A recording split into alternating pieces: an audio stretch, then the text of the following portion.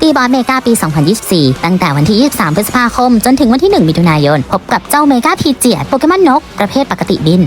เมกาพีเจียเป็นโปเกมอนที่มีขนเรืองแสงอันสวยงามทำให้เทรนเนอร์มากมายมักจะชอบเลี้ยงเจ้าพีเจียเนื่องจากหลงใหลในความงามของขนหัวของมันโปเกเด็กเขาสั้นจังเลยอะ ไม่รู้จะพูดอะไรต่อเลยแต่น้องเป็นถึงนกของพี่ซาโตชิทั้งทีใครที่ยังไม่มีหินเมกาเจ้าพีเจียเนี่ยต้องรีบไปหาตีแล้วนะอย่างน้อยตีเจ้าตัวนี้อาจได้ลุ้นชัยนี่4 ดาวเจ้าพีเจียก็ได้นะถ้ามีแล้วก็เท่อย่าบอกใครเลยแหละรีบไปล่าหินเมกามาพัฒนาเป็นเมกาพีเจียกันนะ